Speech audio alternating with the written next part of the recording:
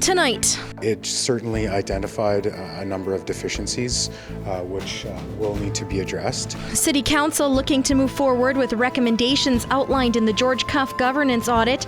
Plus, Director of Strategy and Partnerships Todd Corrigal has been relieved of his duties at City Hall. This is Newcap News with Nicole Stilger. Good evening and thanks for joining us. An optimistic atmosphere at City Hall Monday as Council delved into the results of George Cuff's governance audit. Council now looking to move forward with the recommendations in place, but not all. Adam McVicker has more. Spring is a season of new beginnings, and the same can be said inside City Hall. I think that we've started a new chapter in essence. Monday, George Cuff's report on the governance audit was front and center in council chambers. It certainly identified a number of deficiencies which will need to be addressed, and now doing that from the perspective of moving forward and what have we learned. Council adopting the report in principle. Now the work begins to implement some of the 16 recommendations included in the audit. We're not going to make changes just simply to make changes. My real concern is that we don't move too quickly until we really understand the long-term implications and what effect it may or may not have on our legislation. The biggest change to come, a new governance model that would see the creation of 2 committees, giving council more time to consider issues and policy and allowing deeper debate before reaching council chambers. This governance committee going forward, setting priorities, will be a big upgrade in where we are today. Council hopes to have this new model in place by April 24th, at which point they will review its effectiveness over the next 6 months, a welcome change by administration. As for when council plans to tackle the other recommendations, like an investigation into previous decision-making and expenses, Mayor Albers says that comes down to time and cost. How long? I don't have that answer because that's at the will of council. We're going to work with administration because, as you can appreciate, we've still got to move the city forward on a day-to-day basis. They still have their jobs to do as well as some added work. Adam McVicker, Newcap News. And the firings in City Hall continue this week. This after City Manager Glenn Carroll's employment contract was terminated last week. Monday, Director of Strategy and Partnerships Todd Corrigal relieved of his duties. The governance audit did not influence that decision. Acting City Manager Kirk Morrison would not comment on what did influence the move. We made a decision that we felt was in the best interest of the city, and further that decision was mine as the acting city manager, and we intend to move forward. No word yet on whether the city is looking for a replacement. Many organizations and companies are banding together to help raise money and food bank donations for the local Salvation Army.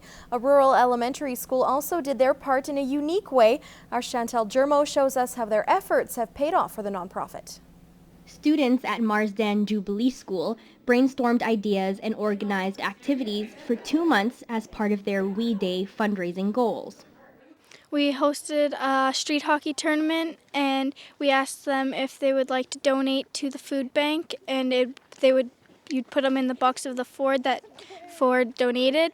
The students requested to have Main Street in Marsden shut down for their fundraiser and asked participants to donate to the food bank and also charged registration fees for the tournament.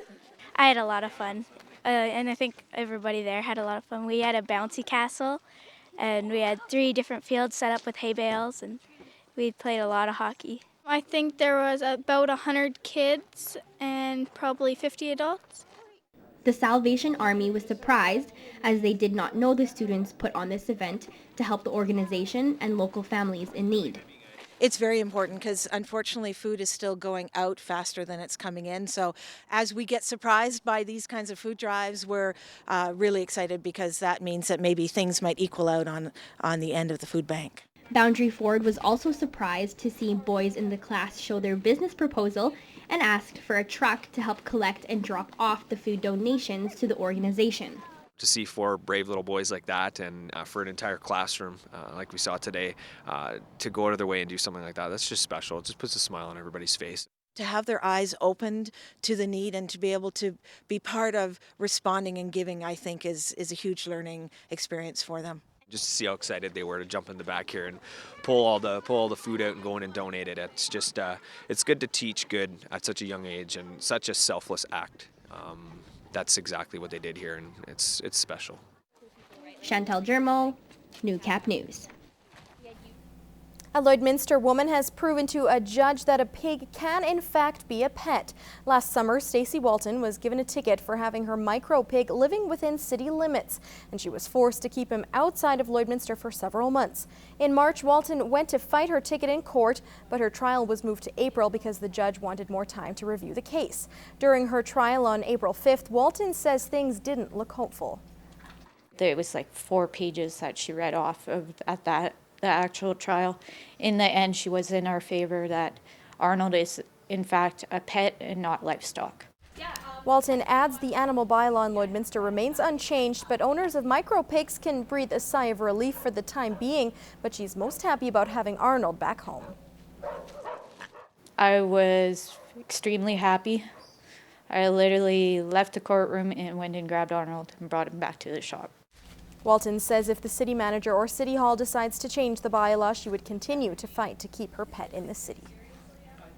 Well, we have 3 animals up for adoption this week. Nina, a 1-year-old domestic short-haired cat, and Yusuf and Manzu are 2 guinea pigs. Here's Morgan from the SPCA.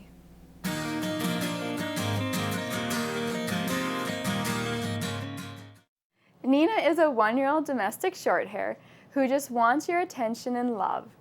Nina likes to lounge around and will be a great cuddle buddy. Nina is content just hanging out in her bed all day, waiting for you to get home.